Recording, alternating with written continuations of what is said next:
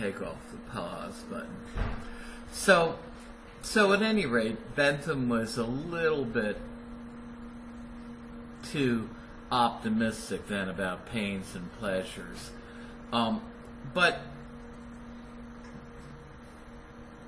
you know, even though, we can make rough and ready comparisons, it doesn't mean that we can assign exact numbers. Now, Bentham, this happens a lot, even with scientific views. Often, if somebody generates a theory for the first time, they do so in a fairly simple, straightforward way. But then, as people raise objections to parts of the theory, their theory gets more complicated. And this is what happened with utilitarianism. Originally, Bentham thought that the only thing we needed to talk about in measuring pains and pleasures are, and the word to remember is quantity, the quantity of pain and pleasure. Again, he said that quantity of pleasure being equal push pins as good as poetry. In other words, if you get as much pleasure from a game like pickup sticks, then if you get as much pleasure from that as, say, reading some highfalutin poetry like Maya Angelou or something, then it doesn't matter. Those pleasures are on a par, the quantity is the same. And this opened utilitarianism, done Bentham's way, up to the criticism that here's a moral theory that's giving us a very low view of human beings, that sees us as nothing more than creatures of pleasure and pain. And also, I didn't make this up. Now, yes, that's a piggy bank, not a pig. But when I made this up, I had a gallery of graphics on a hard drive. I wasn't going out to the internet. But it opened them up. People actually said, well, this is a pig morality, to try to disparage utilitarianism, because they were saying, look, what you're saying, and especially when Bentham's view toward non-human animals is we have moral obligations to them, not because they can talk, not because they can reason, but because they can suffer, they can feel pleasure and pain. Well, they're saying, look, Bentham, what you're saying is, if the pig out there in the field eating slop gets as much pleasure out of that as I do from going to the opera, then those are on a par. Doesn't this give us a low view of human beings? And so what Mill tried to do, by the time these criticisms were rolling in against utilitarianism, Bentham was really pretty old. And by the way, what do you think of Bentham's last wishes there? Be put in the box. That box used to be in the boardroom of University College London, and I actually talked, the guy Ross Harrison you saw in the video, I sat next to him at dinner in 1995 when I was over there, not for a conference on ethics, but on another area of philosophy, more like on British empiricism and the Scottish reaction to it. But anyway, we got to talking about that and about Bentham, and he mentioned then, in 1995, that they had moved Bentham out in the hall, which is where you saw him. People think philosophers are a little strange to begin with, and you see Bentham there, and it confirms your worst fears, right? Say, boy.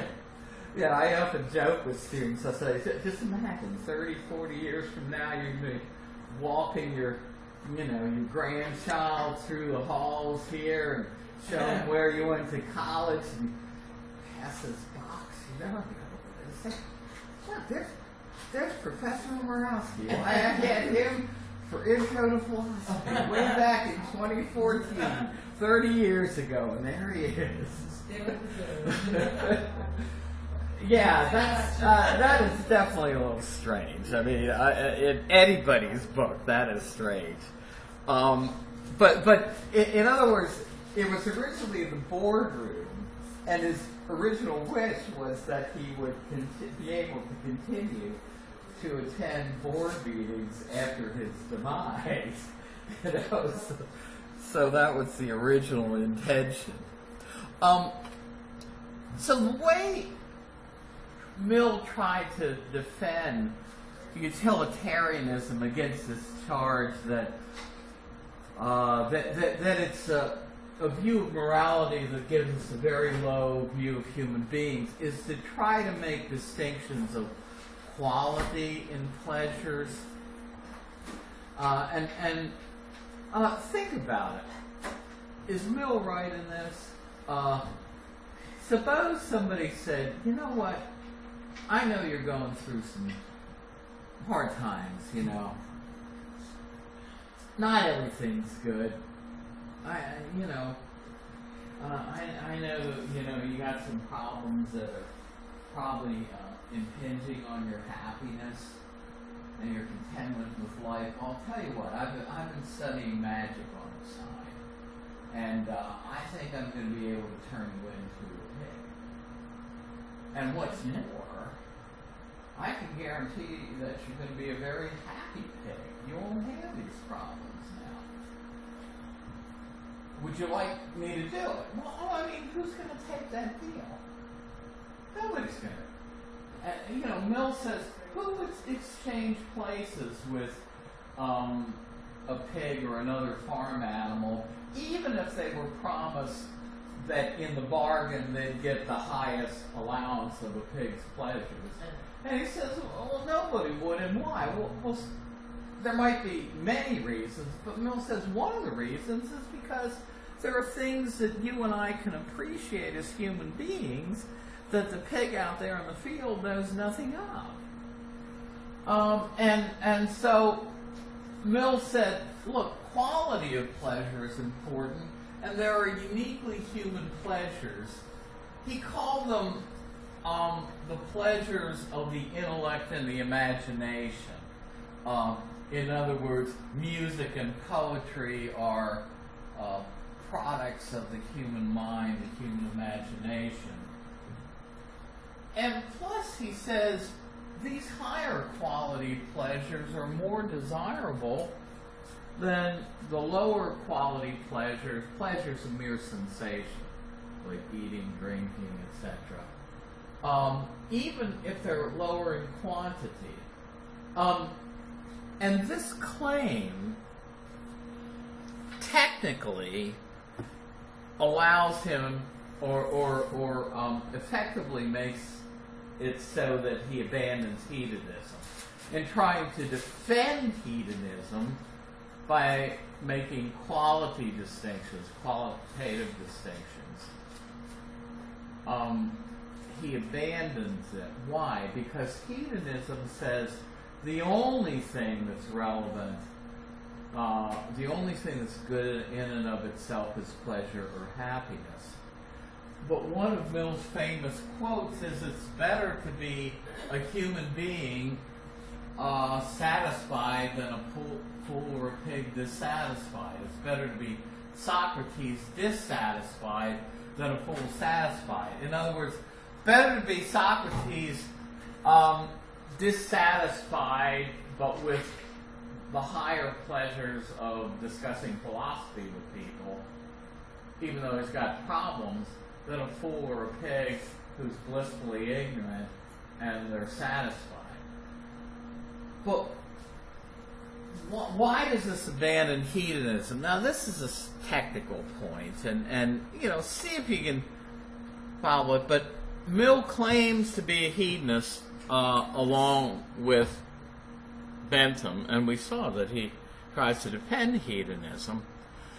But in claiming that it's more desirable to have a smaller quantity of pleasure but a higher quality,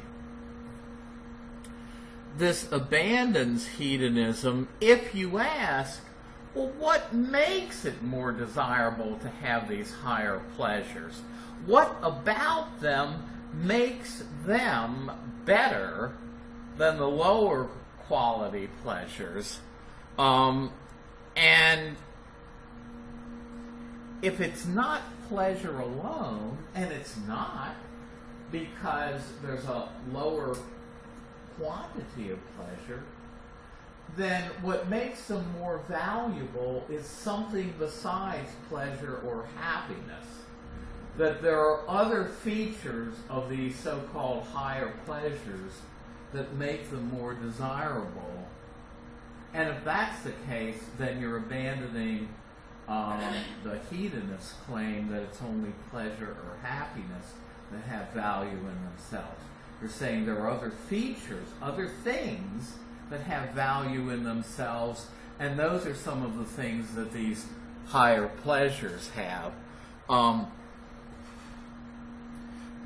So this undermines the hedonist claim that only pleasure or happiness is the ultimate standard. But most contemporary utilitarians are like Jonathan Glover, you saw in the video. They're pluralists. They basically say, you know what, Mill was on to something. He thought he was defending hedonism. He effectively abandoned it and talking about quality of pleasures. But we think that there are things that are desirable in themselves besides just pleasure and happiness. And some of the things that have been proposed are things like knowledge as an unqualified good in and of itself. Self-realization, or the realization of our preferences. These, along with pleasure, have been held by some later utilitarians to be valuable in themselves. So they're pluralists in that they recognize a plurality of goods that are good in and of themselves, and not just because they promote some other good. So most contemporary utilitarians abandon hedonism. A very notable exception, and by the way, one of the links I have for possible extra credit assignment is a link to an Ethics Day lecture that we once had. We actually had Peter Singer, a world-famous philosopher, come and give a lecture during our Ethics Week back when we had the budget to do that kind of thing a few years ago at Essex. And that got recorded, and I have a link to that where he's trying to talk about animal rights. He's a very ardent animal rights activist. So you can look at that link. But so Peter Singer is an exception to the rule. He's kind of an old-fashioned Benthamite hedonistic utilitarian. But saying that there are other standards overtly and knowingly abandons hedonism. It denies the hedonist claim that pleasure is the only standard. Other things are recognized as good. But you might say, well, Komorowski, how do you tell whether you have one of these higher pleasures of the intellect and the imagination? Well, here Mill is open to the criticism of elitism, because what does he think are the higher pleasures? Well, it's exactly the kinds of things that a very sophisticated British intellectual in the middle of the 19th century are going to think are the higher pleasures, right? You know, reading novels, going to plays, reading poetry, classical music concerts, etc. Right? Now, what is his test? How do you tell if something's a higher pleasure? And here he doesn't really seem to capture. There's something he misses. He says, well, the way you tell a higher from a lower pleasure is, first of all, you don't ask the pig out there in the field. What's a higher pleasure? Why? Because the pig only knows things from his point of view. He only knows half of the situation. What you do is you ask the person who's experienced both types of pleasures, if you're comparing two.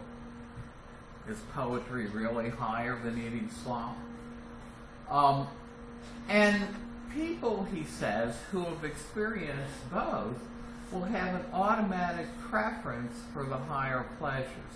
But is this true? Or was H.L. Mencken, the famous Sun columnist of a bygone era, right, when he said that nobody ever lost money underestimating the taste of the American public? Do people really automatically prefer the higher pleasures? I don't. This is an old illustration, but it gets the point across. I wanted to go to a classical guitar concert. And at the time I was dating a woman who was a teacher, right? So this is on a Friday night, and she's been probably up since 5 in the morning to get to school on time. And so it's about 300 of us in a little theater. I don't even know if it's there. This was the 1990s. In a little theater in the basement of the Walters Art Gallery, watching two classical guitar players, right? And she's fighting sleep, at times unsuccessfully, right? But at the same time, less than a mile away from the Walters Art Gallery at the Civic Center, or the Civic Arena, they were having Super Slam 6 from the WWF, the World Wrestling Federation. And you know what? I'll just bet, even though I wasn't down there that night, that there were a few more people down there at the Civic Center watching wrestling than going to the classical guitar concert. In other words, obviously wrestling would probably have been a lower pleasure for Mill, and listening to classical guitar music a higher pleasure. But of those people who were down there watching wrestling, my guess is that a number of them know exactly what guitar music and classical guitar music sounds like. And yet, they did not seem to automatically prefer the higher pleasure. I mean, I've known philosophers who would spend a Sunday afternoon, rather than going to a concert or reading a novel or poetry, they would actually sit there and watch the ratings. Now, I don't want to get anybody in trouble by mentioning any names. So, in other words, Mill, doesn't seem to have a good test for comparing the two, because people don't automatically prefer the kinds of things he calls the higher pleasure. But I think he is right, though, in his basic claim that we would not trade places with the pig in the field, even if we were promised that we'd be a very happy pig. Because there are things we can appreciate in life that the pig can't. So at any rate, to back up, what made Mill emphasize the quality of pleasures, again, he was trying to say, well, utilitarianism is not a view that gives us a low view of human nature, because there are higher quality pleasures that only humans can appreciate. So we can make a distinction between, human beings and their pleasures, and animals and theirs. Now, one thing that solves some of the problems of comparing pains and pleasures, which are subjective, if we take out an almighty dollar, right, that's subjective. We can intersubjectively verify how many dollars we have in our wallet, or if you're a philosophy professor, how few dollars you have in your wallet.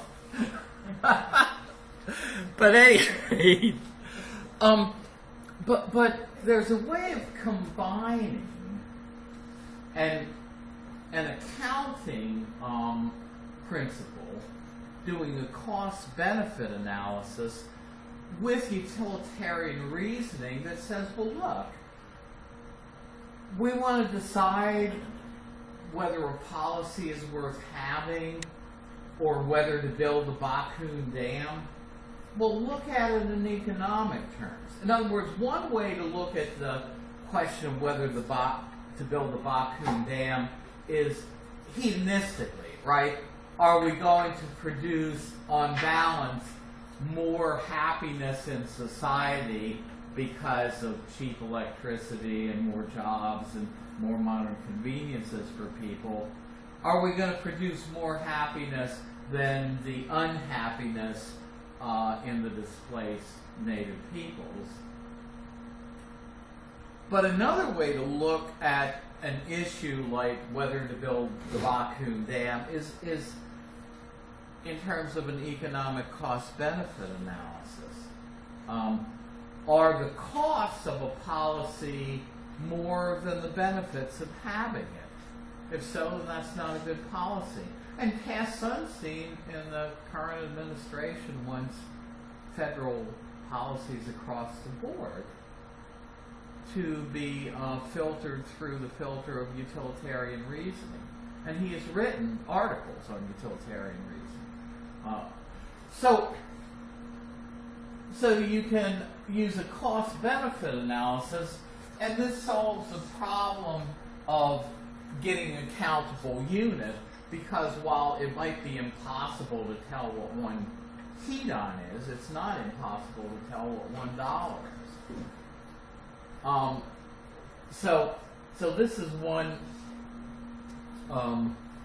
way, and the new healthcare law is going in the direction that the British system and other single-payer systems are going, and that in a single-payer system where the government is the only payer of the health bills of its citizens, the cost of your health care is the cost to society. And in something like the British system, they use units called QALY, Quality Adjusted Life Years. I mean, now, and I just saw this with a friend whose mother died 2 weeks ago. I mean, I've been trying to comfort a friend and helping her. We just cleared out her apartment Wednesday. I mean, that's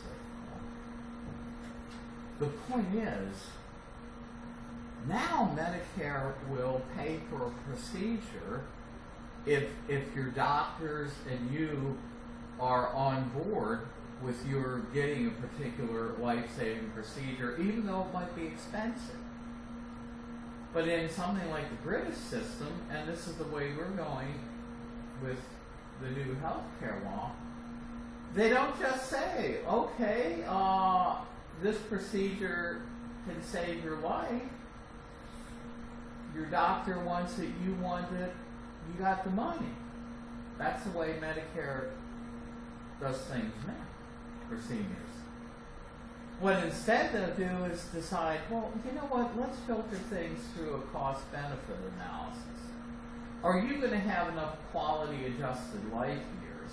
In other words, if we save your life by giving you this expensive operation, are you going to live long enough, have enough life years with a high enough quality of life to justify the expense? And if the answer is no, then like President Obama told somebody at a news conference who said, I have a 100-year-old mother that has a great zest for life. He said, well, sometimes we just recommend palliative care. Give people a pill for the pain and say, good luck to you. And so this is an example. And Peter Singer, and don't just take my word for it, I mean, Peter Singer had an article in the New York Times Magazine about 2 or 3 years ago where he said, is there going to be health care rationing under the new law? Of course there is. It's going to be just like the Australian system. He's from Australia. And the British system. You know, they're going to use something like quality-adjusted life years to figure out whether somebody gets a procedure paid for or just gets a pain pill, and wish good luck. So, you know, so this is why I say this is a very important moral theory. Even if you disagree with it, even if you have no interest in it, it doesn't matter whether you care anything about utilitarianism. Decisions are still being made that affect your life and my life on the basis of, ultimately, a utilitarian moral point of view, whether we like it or not.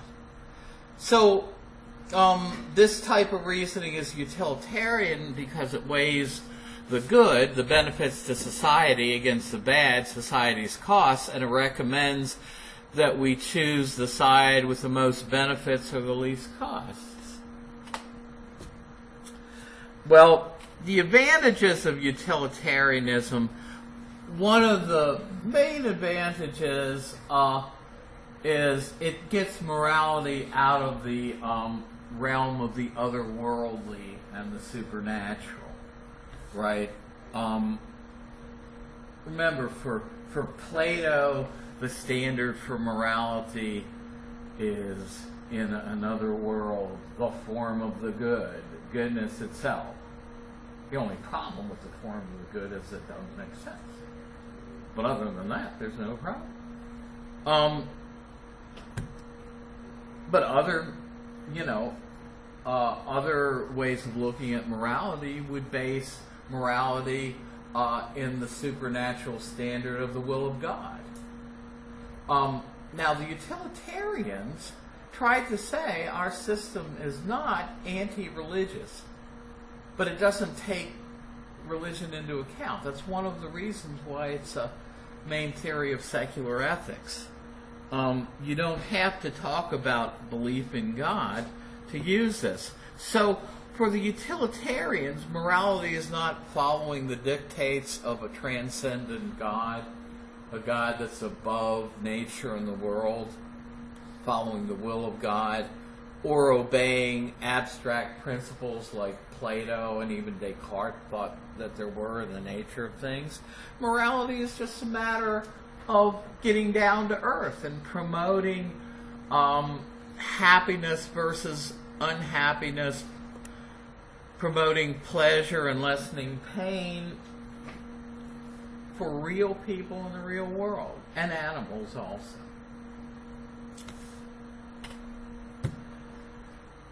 Another thing that utilitarianism allows us to do, now this word is not uninterested, but disinterested. And by the way, that's the information about your final.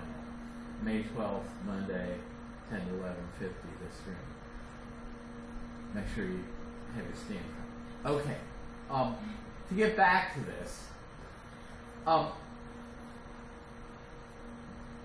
it accommodates what philosophers call the moral point of view. In other words, if you're going to be a good utilitarian, you have to be like the uncle in that illustration where you stand back from the situation and you ask, well, what course of action promotes the greatest good for the greatest number? And that course of action, like taking his nephew to the circus, may not be what is best for me. Bentham said, each is to count as one, but none for more than one in utilitarian reasoning. Yes, my interests count in making my moral decisions, but no more than the interests of anybody else affected by my choices. And so, taking the moral point of view, it is to step back from the situation and make your decision as if it didn't affect you in a disinterested way, as if you didn't have a dog in the fight, so to speak. And this supports altruistic behavior too, because the good of all is aimed at, not just your own good. And again, utilitarians say, hey, look, our system is straightforward and objective and gives you an easy to understand way of working out moral right and wrong. If you use the right course of action, simply is what gets the best results. And recognizes, as Peter Singer said, that morality should make a difference in the world. But as we saw in the illustration of whether to build the Bakun Dam, real morality, it says, balances off the interests of the many against the interests of the few. In other words, it is consistent with the claim that you have chosen the course of action that on balance produces the most happiness and the least amount of pain for all concerned, that some sub-segment of the population doesn't come out very well at all. In the case of Bakun Dam, it's what? Who gets the short end of the stick there? It's the 10,000 displaced villagers, right? Along with the animals in the forest that are either chased away from their habitat or even killed by the dam project, the project of the dam.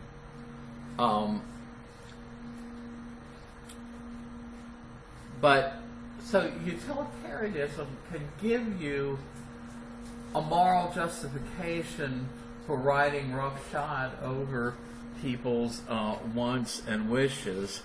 We only have 2 or 3 minutes. Obviously, predicting future consequences is hard to do, and which ones are relevant. And we saw that there are problems with trying to put numbers on pains and pleasures. So that's, they're unobservable. All we can do is offer educated guesses.